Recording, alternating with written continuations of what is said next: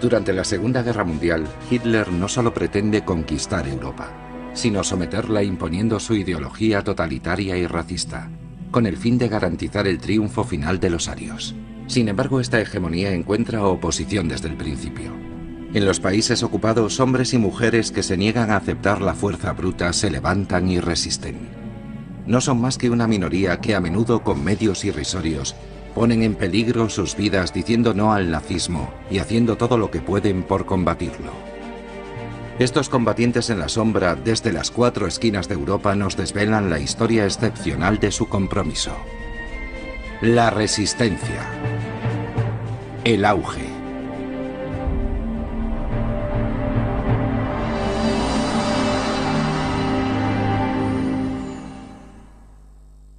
Freddy, mi hermana, había seguido la pista de un traidor que denunciaba a gran cantidad de familias judías y de resistentes y servía como fuente de información a los nazis. Le había encontrado y le seguía. Era su tarea. Annie y yo teníamos que hacerle pasar al otro mundo. Yo conducía la bicicleta con una pistola en la mano y al mismo tiempo tenía que levantar el codo para que Annie pudiera pasar su brazo y disparar también, porque ella iba sentada detrás de mí, y todo eso guardando el equilibrio y pedaleando.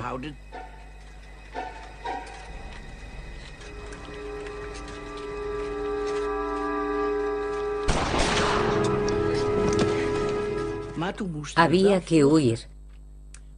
Así que nos precipitamos hacia el primer café que encontramos. Entramos y allí había 4 hombres jugando a las cartas.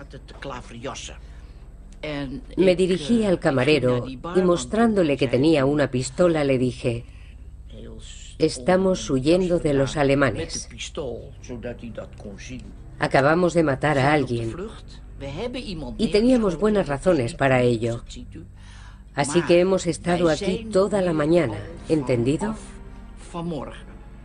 No os haremos nada si vosotros no hacéis nada. También advertí a los hombres. Seguro que la vista de la pistola les dejó helados. Les dije: no dudaré en mataros para salvar nuestras vidas.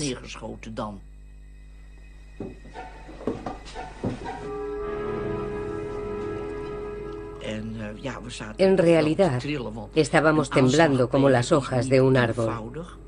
No es fácil cometer un atentado.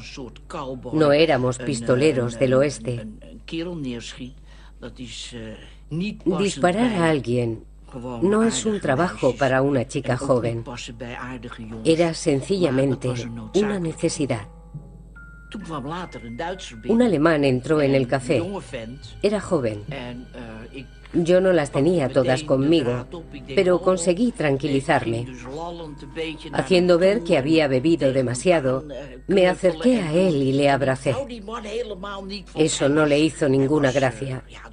En fin, hice un poco de chica alocada. Es verdad que a veces había que hacer algo de comedia. A Annie le costaba bastante.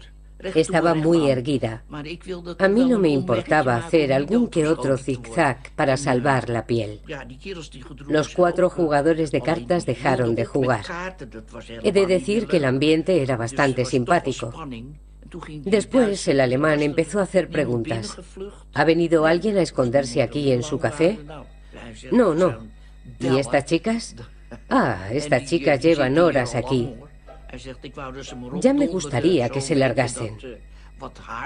Utilizaba un lenguaje rudo, de Harlem, y nosotras allí temblando como hojas. Francamente, no fue fácil. Desde luego que no. Pero salimos de aquella. Tuvimos suerte. Otros no la tuvieron. Lo normal es no haber matado nunca a nadie, no haber estado implicado ni de cerca ni de lejos en un asesinato. Pero aquello yo no lo considero un asesinato, sino la eliminación de un traidor.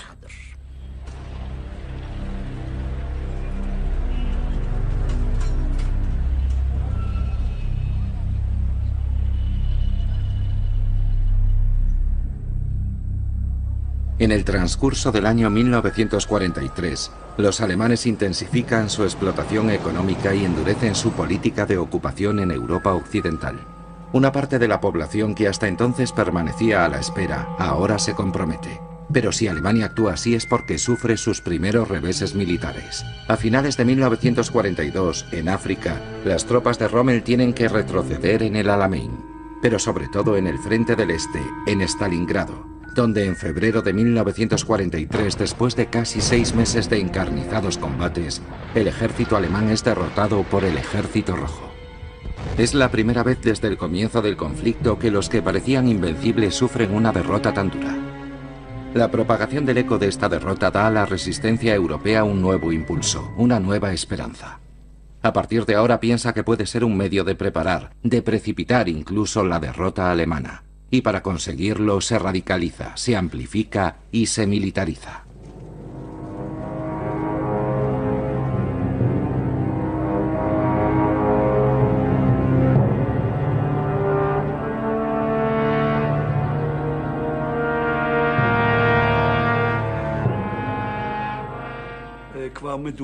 Gracias a los aparatos de radio, podíamos estar en contacto regularmente con Moscú y nos habíamos puesto de acuerdo sobre las señales que nosotros, los partisanos, debíamos utilizar para que los aviones pudieran reconocer el terreno para lanzar los paracaídas. Siempre que oíamos los motores, encendíamos las hogueras y así conseguían lanzarnos el material que incluía gran cantidad de TNT, explosivos en bloques. Los resistentes rusos, agrupados en los bosques dentro de los territorios ocupados por los alemanes, son bien aprovechados por el Estado Mayor soviético. Además de material, reciben órdenes y objetivos. El Ejército Rojo utiliza a los partisanos como una verdadera avanzadilla en su lucha contra el ejército alemán. Recibimos una orden llamada la Guerra de los Trenes.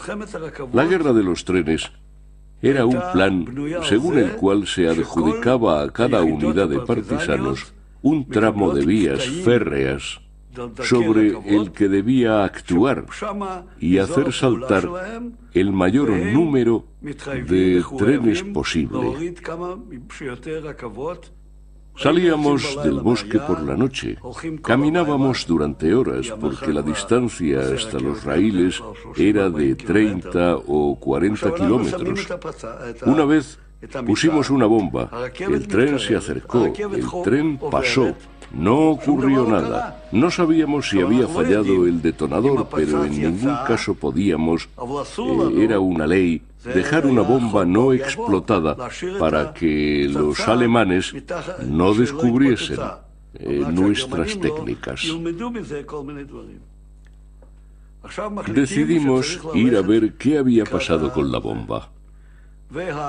El comandante, que era quien debía ir, dijo: ¿quién está dispuesto a venir conmigo? Y yo me presenté voluntario. Los dos nos acercamos con cuidado a la bomba. El comandante la dio la vuelta y el detonador cayó fuera. En cuanto salimos de allí, llegó otro tren.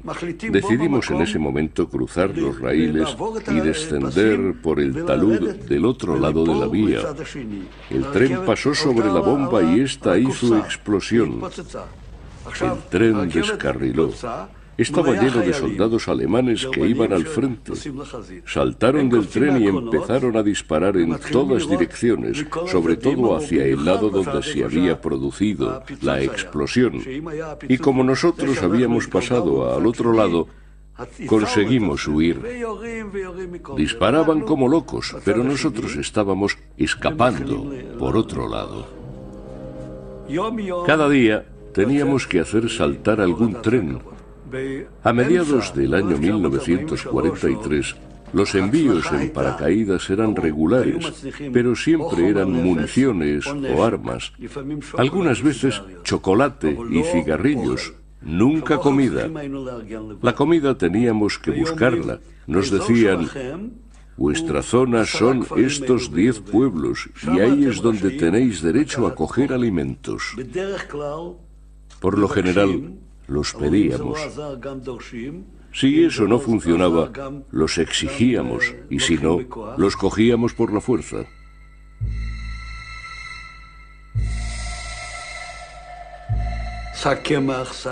Aquí un saco de harina, allí un saco de patatas, un cerdo, un poco de mantequilla, de queso, etcétera, etcétera. Y decíamos a los campesinos, si vemos que la policía o los alemanes nos siguen, mañana venimos y quemamos la casa. Los pobres se encontraban en una situación terrible. Los alemanes les decían lo mismo. Decían, si vienen los partisanos, nos tenéis que prevenir inmediatamente. Tenían miedo de los alemanes que podían venir al día siguiente y decir, han venido los partisanos y no nos lo habéis dicho. Y también tenían miedo de los partisanos. Hubo casos extremos en los que un pueblo se organizaba, recibía armas de los alemanes y formaba brigadas para defenderse. Y cuando llegábamos, los partisanos nos disparaban. No nos dejaban ni acercarnos a las casas. Hubo combates y a veces quemamos todo un pueblo. Por esa razón, no teníamos elección, teníamos que sobrevivir.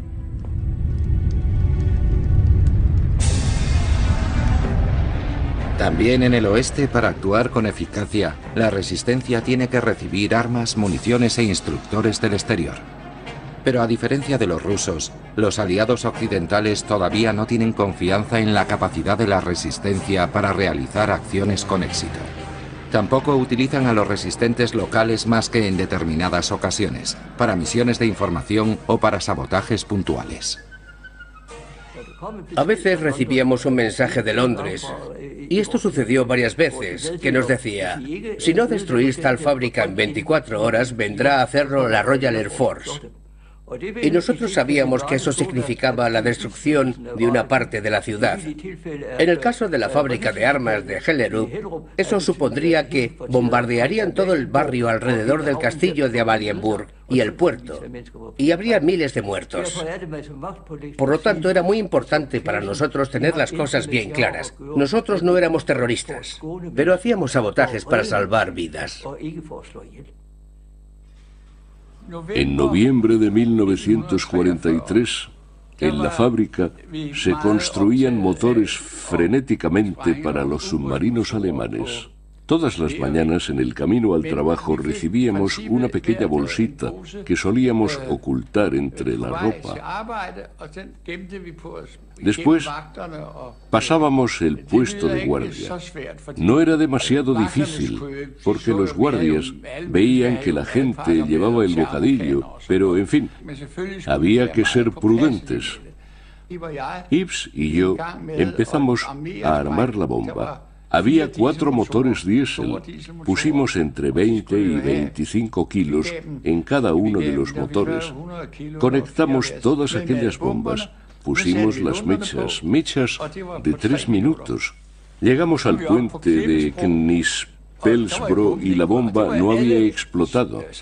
El mayor temor de los saboteadores es precisamente que no haya explosión, porque puede haber cualquier problema. Hay un montón de cosas que pueden no funcionar correctamente. Allí estábamos en el puente de Knispelsbro, cuando de repente aquello saltó por los aires. Fue la explosión más hermosa que jamás he oído. Primero hizo boom y a continuación boom y después otra vez boom. Y a continuación, y no miento, el tejado subió al cielo. Había llamas de 100 metros de altura porque en una sala de máquinas hay depósitos de aceite y ese tipo de cosas y todo aquello había explotado en serie. Después volvimos a casa. Y aquel fue un gran día, de verdad. Para los aliados occidentales que tratan de debilitar la maquinaria de guerra alemana, Más que los resistentes locales, es la aviación el medio más eficaz para golpear al enemigo. Todos los días bombarderos ingleses o americanos vuelan hacia Alemania para machacar objetivos militares e industriales.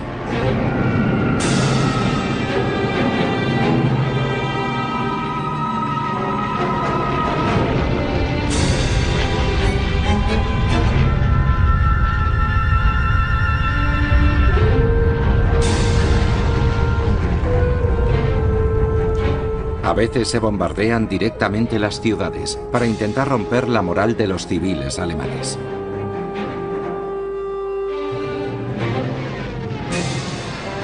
En el transcurso de estas misiones aéreas son abatidos numerosos aparatos. Cuando los pilotos logran salvar la vida, para los aliados son otros tantos soldados perdidos en territorio enemigo. Teniendo en cuenta el tiempo y el coste de la formación de estas tripulaciones y también la moral de los aviadores, resulta fundamental repatriar rápidamente a los supervivientes. Es sobre todo a la resistencia local a la que corresponde este papel. Una de estas vías de evacuación belgas, la Red Cometa, recupera a los tripulantes y gracias a sus agentes les conduce a través de Francia hasta Bayona para hacerles pasar la frontera española. En 3 años de existencia, la Red Cometa consigue sacar de Francia a cerca de 300 aviadores. A veces uno caía precisamente en casa de un miembro de la Resistencia que sabía directamente dónde debía dirigirse, o bien caía en casa de alguien que no sabía nada de nada y que tenía que ponerse a buscar. Íbamos a un fotomatón con los hombres, nunca más de 2 a la vez, y hacíamos las fotos. Con la foto yo iba al señor Pirard y él hacía una tarjeta de identidad falsa. El señor Duagente, por ejemplo, me envió varias veces a París y a otros sitios, porque en Francia era mucho más fácil. Las tarjetas de identidad se compraban en los estancos, las tarjetas de identidad en blanco, naturalmente. Yo no podía comprar todas las tarjetas en un estanco, tenía que recorrer varios. Solo compraba una tarjeta en cada estanco. Y cuando tenía un paquete volvía, pero tenía que intentar que no me pillaran en la frontera. Mamá procuraba poner el mismo nombre o algo que se pareciese a lo que le habían enseñado en Bélgica. Pero era complicado. Era complicado porque resulta difícil para un inglés decir: me llamo Jean Martin, ya que instintivamente respondía Jean Martin. Cuando caía un aviador, lo primero era buscarle ropa civil, lo cual no siempre era fácil. Primero porque solían ser tipos grandes, más grandes que los belgas. Y segundo porque estábamos en guerra. Y para vestirnos nosotros mismos no teníamos gran cosa. Yo pasé a un aviador que había estado en casa de gente acomodada y le habían vestido de punta en blanco. Y tuve incluso problemas en el tren porque la gente decía: ¿pero quién es ese señor tan bien vestido? Porque yo siempre viajaba en tercera clase. Nuestro jefe de entonces, era el año 43, telefoneó a mamá y le dijo: es absolutamente necesario convencer a Monique para que viaje en primera clase. Los informes que tenemos de los ingleses son verdaderamente desastrosos, les parece indecente. Imagínese, llevar de aquí para allá a aquellos señores aviadores en vagones de tercera, saltando por encima de maletas y paquetes y todo aquel lío. Yo dije que no me apetecía. Iba bien tranquila en tercera clase. Los alemanes y los petainistas estaban menos dispuestos a venir a tercera a pedir la tarjeta de identidad. Decían: tarjeta de identidad. Teníamos que salir. Yo siempre las tenía en el bolsillo, la tarjeta de trabajo y la tarjeta de identidad. Así. ¿Y qué tiene ahí dentro? Tenía un pan. Hacía años, 2 años que llevaba el mismo pan. Pero una vez en Mons me dije: bueno, lo voy a hacer. Llegué a Mons y el guía de Bruselas me llevó a 2 hombres. Eran americanos. Y compré billetes de primera clase. Subimos al tren en primera clase. Desde luego no estaba mal, muy confortable. Nos sentamos y los 2 hombres tan contentos. Yo había elegido a uno de ellos que debería pasar por mi amigo o mi marido o mi novio o mi enamorado, no importa. Y entonces la puerta se abrió y subió un alemán. Un alemán grande como... no sé. Y yo pensé, vaya, justo lo que nos faltaba. ¿Y ahora qué va a pasar? Se quitó la gorra con gran delicadeza. Se quitó el abrigo, un abrigo bien grueso, y lo colgó.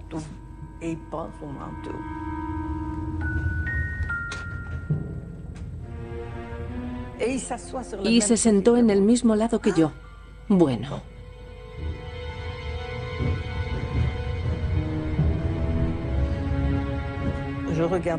Yo ojeé un poco mi revista Señal. Y después aquel hombre con toda naturalidad, en vez de dirigirse a mí, se dirigió al que estaba al lado de la ventana y le dijo en buen francés: «Perdone, señor, cuando termine de leer su revista, ¿le importaría pasármela, por favor?» Dije yo, «Tenga la mía. Hace tiempo que la he terminado de leer». Empecé a sufrir y me entró el pánico. Un pánico terrible. Sobre todo, pensé, Dios mío, esta vez ya está. Me han cogido. En la próxima parada seguramente bajará tranquilamente a ver al jefe de estación y al alemán que será su subjefe o viceversa y les dirá: tengan la amabilidad de venir a pedir los papeles a las personas que están en mi coche.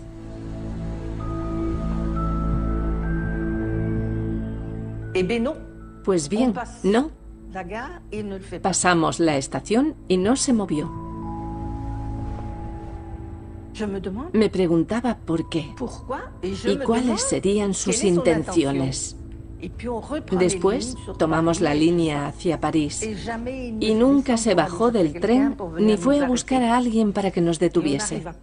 Llegamos a París y se vistió lo mismo que se había desvestido, con tanta elegancia que yo pensé: es un hombre que se sale de lo ordinario, es un intelectual, un hombre de despacho o alguien muy importante. Y no nos vendió. Supongo que él algo sospechó, pero se dijo: yo en mi situación nada tengo que ver con estos. En la Alemania nazi todo se sacrifica a la victoria final. Ahora bien, el frente ruso, en donde la situación no cesa de agravarse, necesita el envío de más soldados cada día, sin que por ello deje de crecer la producción de armas en las fábricas. La Alemania nazi es un minotauro insaciable. Esta hemorragia de hombres válidos provoca la falta de mano de obra para hacer funcionar a pleno rendimiento la maquinaria industrial alemana. Entonces los nazis intensifican la explotación económica de Europa e imponen un servicio de trabajo obligatorio en la mayoría de los países sometidos a su yugo. En febrero de 1943, Francia es el único de estos países que promulga una ley para que todos los jóvenes nacidos entre 1920 y 1922 sean llamados a un servicio de 2 años en Alemania. La resistencia llama a la desobediencia, y como para muchos de estos jóvenes la idea de partir es sencillamente insoportable, decenas de miles de ellos se atreven entonces a pasar a la clandestinidad y se refugian en los lugares más retirados, bosques, montañas. Algunos de estos refractarios vendrán a engrosar las filas de la resistencia y a constituir tropas para los maquis. Yo había decidido tratar de escapar del tren antes de salir de la Alta Saboya, porque llevaba el uniforme de Jeanne Montagne y se nos detectaba desde la salida.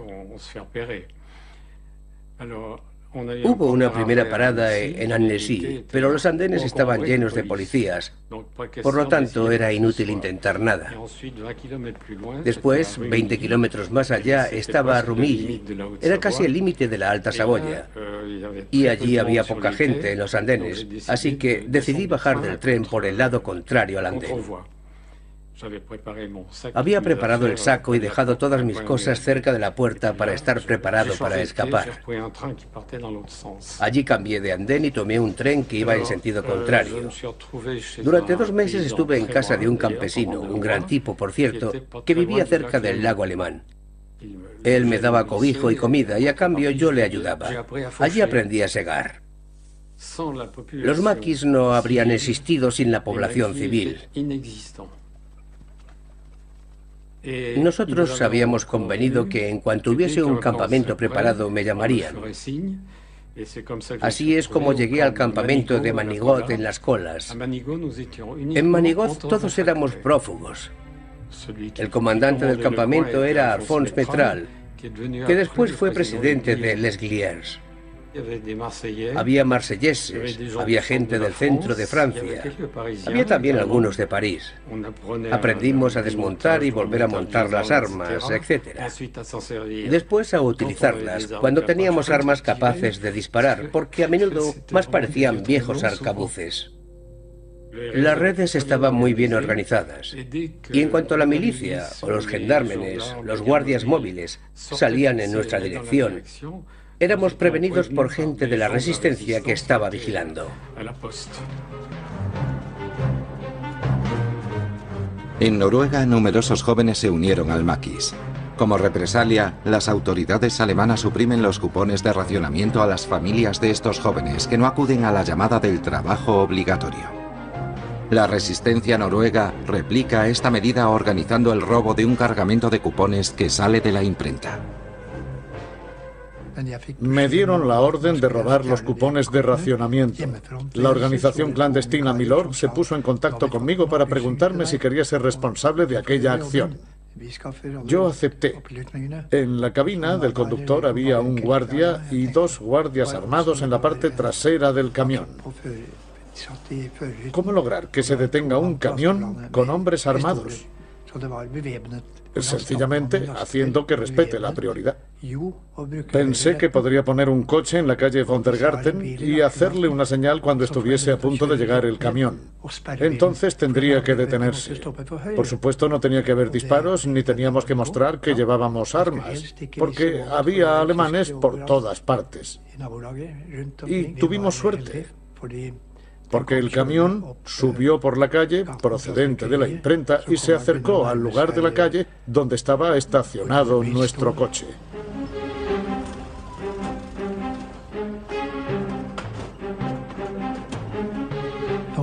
No hubo intercambio de disparos y nadie notó nada. Le dije al conductor que fuese hacia la oficina de correos para que siguiese un itinerario conocido porque, como estaba nervioso, yo tenía miedo de que hiciese alguna tontería.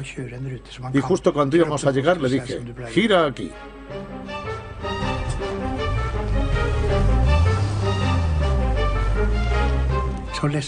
Pasamos 1,5 toneladas de documentos del camión de la imprenta al nuestro.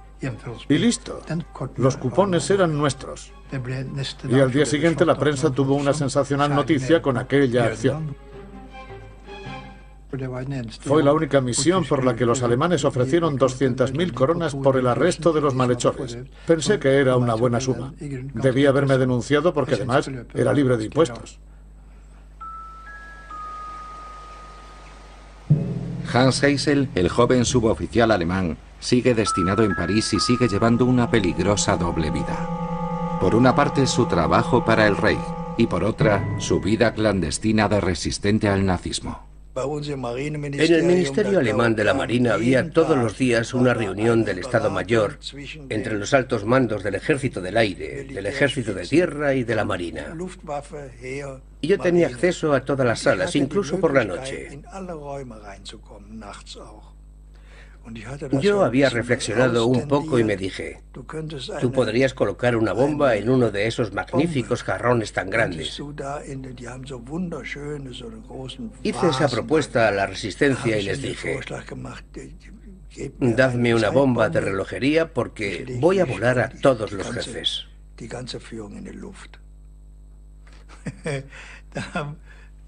Después, esperé y seguí esperando.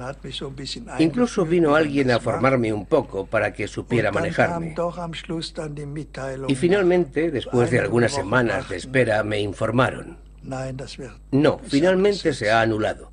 La dirección no está de acuerdo. El contacto con la resistencia se hacía frecuentemente a través de mujeres, porque las mujeres podían mantener contactos con nosotros con bastante facilidad. Una vez por semana, en algún lugar, en un café o dando un paseo por el Bois de Boulogne o cualquier otro sitio. La mujer que servía de enlace con la resistencia me dijo un día en que estábamos citados: necesito imperiosamente una pistola hoy. Yo le dije: hoy no puedo, pero si vienes mañana puedo robar una en algún sitio.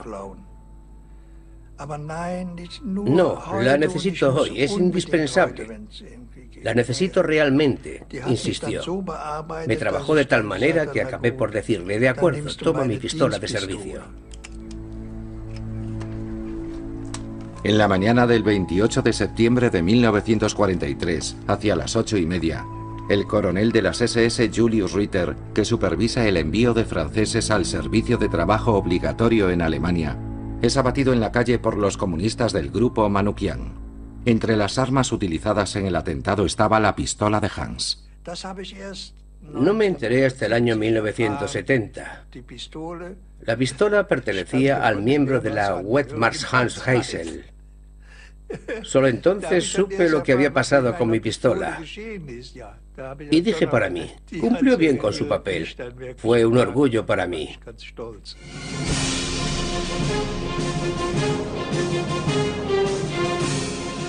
El 10 de julio de 1943, las tropas aliadas ponen el pie en Europa. Sin encontrar gran resistencia, desembarcan en Sicilia, la isla de la que Mussolini había dicho que ningún enemigo saldría vivo. De hecho, las tropas italianas se rinden o huyen, demostrando el profundo malestar del ejército en su conjunto, agotado por una guerra y un régimen con los que ya no se identifican. Cuando estábamos en Grecia, en las trincheras, nos enviaban la comida hacia la medianoche. Nos daban una lata de sopa, una lata pequeña, y una pequeña lata de carne, una ración de sopa y una de carne. Y con eso debíamos tener para todo el día. Y un trozo de bizcocho reseco. Pero casi todas las latas de carne teníamos que tirarlas porque estaban podridas. Eran incomestibles. Esos son los recuerdos objetivos que uno guarda de la guerra. De una guerra ciertamente ni querida ni aceptada por la gente. Cuando estábamos en el frente greco-albanés, en un determinado momento, nos visitó el duce en persona, Mussolini. Ni un solo soldado se levantó para saludarle. Y sin embargo era el jefe del gobierno el que atravesaba aquel puente. Ni un solo soldado se levantó, lo recuerdo muy bien. Ni siquiera por curiosidad, ni por eso. Les importaba un bledo.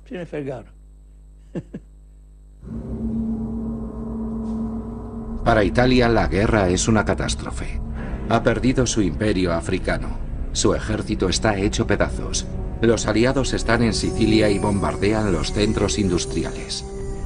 Para la mayoría de los italianos, los responsables de este cataclismo son Mussolini y el fascismo. Ahora bien, el rey sigue detentando el poder constitucional de revocar a su presidente del Consejo. Y eso es lo que hace el 25 de julio de 1943. Nombra al mariscal Badoglio al frente del gobierno y ordena detener a Mussolini. El 25 de julio fue un día maravilloso. Se produjo la caída del fascismo. Y para mí fue el día más hermoso de mi vida. Uno de los 2 días más bellos de mi vida, quizá. A los 9 años, cuando hice la primera comunión, y después, a los 20 años, en el momento de la caída del fascismo. El encuentro con Dios me había parecido maravilloso, pero el encuentro con la libertad fue sensacional. Recuerdo que abrimos la ventana. Todo el mundo abría las ventanas. Poco a poco la luz inundaba la calle. Oí la voz de un hombre que gritaba: ¡Viva la libertad! Y yo salí. Llamé por teléfono a algunos amigos, a chicas judías, y les dije: ¿has visto? Mussolini ha caído. Y mi suegro me decía: cállate, ¿qué dices? Yo le respondí: escucha, ahora se acabó. Y salí, me fui a pasear. Y vi a muchas personas que yo no sabía que eran antifascistas. Nos abrazamos. Recuerdo que Mario Fiorentini, que había sido mi camarada con los partisanos, me dijo: ¿pero tú de qué color eres? Yo grité: rojo.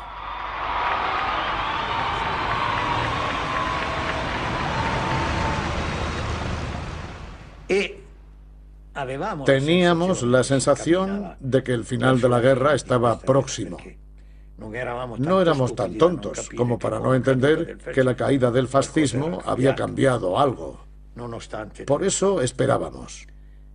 Los alemanes claramente habían empezado a desconfiar de nosotros y nosotros no nos fiábamos de los alemanes. En aquel verano de 1943, los italianos aseguran a los alemanes que no abandonarán a las fuerzas del eje, mientras que al mismo tiempo negocian en secreto un armisticio con los angloamericanos. Este armisticio no se hace público hasta el 8 de septiembre. Los alemanes reaccionan inmediatamente, desarman a las tropas italianas y se apresuran a ocupar Italia, para consolidar sus posiciones frente a los aliados. El 10 de septiembre ya están en Roma. Cuando los alemanes entraron en la ciudad, yo me fui de mi casa. Estaba marcado como antifascista y por lo tanto podía ser arrestado inmediatamente. Me refugié en el hospital. La sección de patologías quirúrgicas aún no había sido inaugurada y estaba llena de personas como yo. Incluso decíamos que teníamos la enfermedad de Kesserling. Kesserling era el comandante de todas las fuerzas militares en Italia. Cuando sonaba la alarma y nos decían que los alemanes iban a ir al hospital, todos bajábamos a los sótanos. En aquella policlínica había 3 pisos bajo el nivel del suelo, y allí nos encontrábamos todos. Pero el antifascismo también va creciendo en las filas del ejército italiano. Soldados y material escapan de los alemanes y cambian directamente de campo. Se unen a las filas de la resistencia, en los países donde están estacionados. Comenzamos a recuperar las armas de los soldados italianos. Las escondíamos entre nuestra ropa o las guardábamos en cajas. Armas, granadas, municiones, incluso ametralladoras. Todo lo que podíamos recuperar de los italianos. A cambio, les dábamos vestidos civiles para que se pudieran ocultar de los alemanes. Pero los alemanes no querían que los italianos nos dieran sus armas, porque temían que estallase una insurrección. Hicieron una declaración pública precisando que cualquier griego que fuese visto hablando con un soldado italiano y cogiendo su arma sería ejecutado en el acto.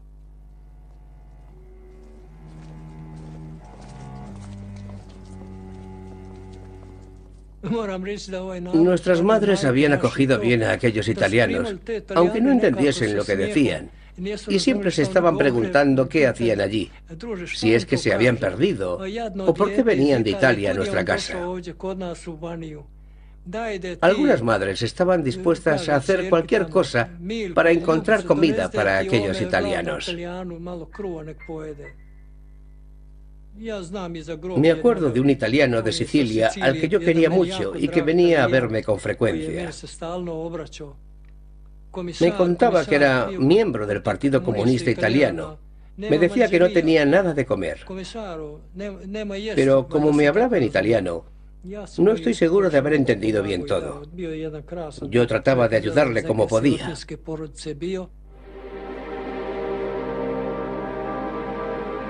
Para los partisanos yugoslavos y griegos, la rendición de las tropas italianas que les ocupaban es un filón que les permite empezar a soñar con la victoria. El botín es tal que pueden armar a 250.000 hombres. Y en territorio italiano, ciertos elementos del ejército toman la decisión de hacerse partisanos. El 8 de septiembre, por pura casualidad, yo estaba en Aosta. Aosta aún no había sido ocupada por los alemanes. Ocuparon la ciudad el 14 de septiembre. No existía orden de ningún tipo. El comandante nos decía que no sabía qué hacer, que no recibía órdenes de nadie. Y en un momento dado nos dijo: coged lo que queráis, id donde queráis. Yo voy a Suiza, los que quieran pueden seguirme. Yo me dije: ¿pero qué voy a hacer yo en Suiza? Recogí los mapas topográficos de los Alpes, cogí mulas en el campamento de los cazadores de montaña, cogí provisiones para mí, heno y armas, por supuesto, y nos fuimos. Pasamos todos los puertos: Le Grand Paradis, Le Nevolé, todas las montañas, hasta que llegamos cerca de nuestros valles. Ayudados en el camino por los montañeses que nos encontrábamos y que nos daban de comer. Llegamos al puerto Julián, que tiene unos 2.500 metros de altitud, la noche del 25 de septiembre. Y pensé: seguramente esta es la última unidad del ejército real de mi patria. Porque éramos un oficial, un soldado y una mula. Una unidad minúscula, pero que, no obstante, seguía existiendo 17 días después del 8 de septiembre. Era evidente que no había otras unidades, o bien porque estaban en campos de concentración, o bien porque se habían disuelto y habían creado los primeros grupos de partisanos. Y así empezó todo. En el primer periodo, otros jóvenes se unieron a nosotros y empezamos a crear un pequeño núcleo. Íbamos a los pequeños fortines de los alrededores y recuperábamos todas las armas que podíamos. En aquel otoño de 1943, para Hitler no queda nada o casi nada del aliado italiano. El 12 de septiembre, un comando nazi había liberado a Benito Mussolini, que estaba preso. Los alemanes le ponen al frente de una nueva república en el norte de Italia, la República de Salò. Pero no es más que una entidad sin fuerzas, en manos de los nazis. A los 600.000 soldados italianos prisioneros de los alemanes se les ofrece la libertad a cambio de unirse a las tropas de aquel nuevo régimen fascista. Pero la mayor parte prefiere seguir siendo prisioneros. Italia queda dividida en dos. En el sur, liberado por los aliados, se encuentran el gobierno de Badoglio y el rey. El centro y el norte de la península está en manos de los alemanes y de los últimos fascistas. Es en este territorio donde se desarrolla la resistencia italiana, pilotada por el Comité de Liberación Nacional, que reagrupa a todos los partidos antifascistas. Cuando María vino hacia nosotros para advertirnos de que los alemanes salían del cine, yo me monté en mi bicicleta. En el bolsillo interior de mi abrigo, que era bastante grande, había metido la bomba. Me bajé de la bici y esperé que se formase un grupo de alemanes bastante numeroso. Pero en ese momento llegó un coche, un Fiat 1500, y se detuvo junto a la acera, bajando a la derecha de la Plaza Barberini, con el motor en marcha. Eso me molestaba un poco.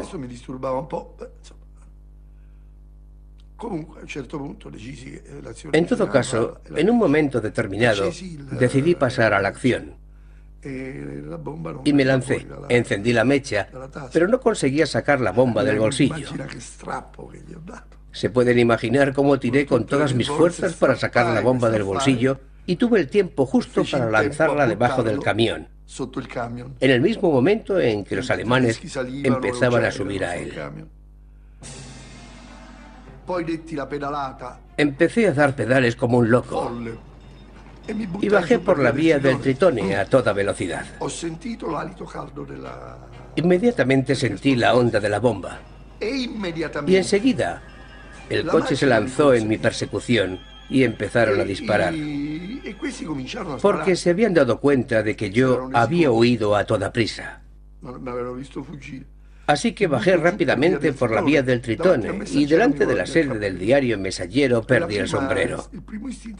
Mi primera reacción fue pararme a recogerlo, pero enseguida pensé, ¿eres tonto?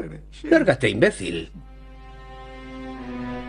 Pero el ejemplo más sofisticado de una acción radical de la resistencia nos llega de Polonia.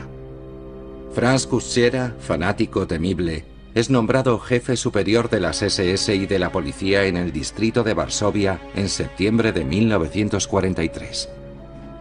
En Polonia, donde la represión nazi no conoce freno alguno desde el comienzo de la guerra, Kuchera obtiene rápidamente el apodo de Carnicero de Varsovia. Pero la resistencia polaca tiene una cohesión y una fuerza sin igual en Europa. A través de ella, es toda una nación la que intenta mantenerse a pesar de la ocupación. Por ejemplo, el gobierno en el exilio, en Londres, tiene sobre el terreno un delegado general que dirige toda una administración clandestina. Además de la educación, existe un sistema judicial secreto que va a condenar al dignatario nazi a la pena de muerte. La misión de ejecutar la sentencia le corresponde al Ejército del Interior, el AK. Se trataba ante todo de no cometer ningún error, porque este tipo de acciones solo se podían hacer una vez. Había que estar seguros al 100% de que era la persona señalada, la condenada a muerte por las estructuras clandestinas de la justicia polaca.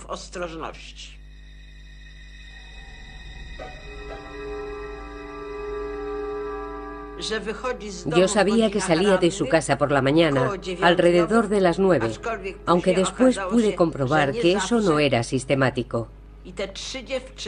Éramos 3 chicas las que nos turnábamos para vigilar la casa de Kuchera. Yo tenía que cruzar la calle para asegurarme de que era él el que iba en el coche. En esta acción participaron 9 chicos jóvenes. 2 eran los conductores de los coches que servirían para evacuar a los participantes después del ataque. Y un tercer conductor, Micha Isawicz, quien conduciría el vehículo que obligaría a detenerse al coche de Kuchera. Empezaron a disparar contra el vehículo de Kuchera y otros contra el edificio de la comandancia, desde donde les disparaban los soldados alemanes. Esta acción fue muy larga, duró 90 segundos.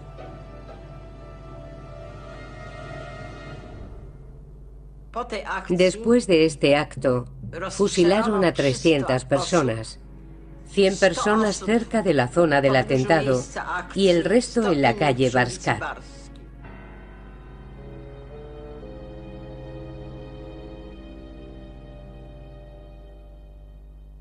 En el próximo episodio, la confusión. No se veían muchos militares alemanes y uno se dejaba invadir enseguida por la sensación de estar en casa y por consiguiente nada nos podía pasar. Nuestros camaradas que conocían la música nos decían, cuidado. Creo que serían las 6:30 de la mañana. Se abrió la puerta y oímos gritar abajo en el vestíbulo, ¡policía alemana! Todos los días pasaban por el centro de la ciudad a las 2 de la tarde porque iban a hacer ejercicios de tiro. Era un gesto intimidatorio hacia la población. Nosotros habíamos estudiado el recorrido con todo detalle, al centímetro, al segundo. Cayó al suelo chillando como un cerdo al que están degollando, y yo recibí una bala en el pulmón una vez. ¡Paf! Escupía sangre, claro. En fin, un buen lío. Me di un golpe en la cara contra la esquina de la mesa. Yo estaba en el suelo, no podía respirar, tenía vértigo. Oí que decía «caput» y comprendí que había dado la orden de matarme.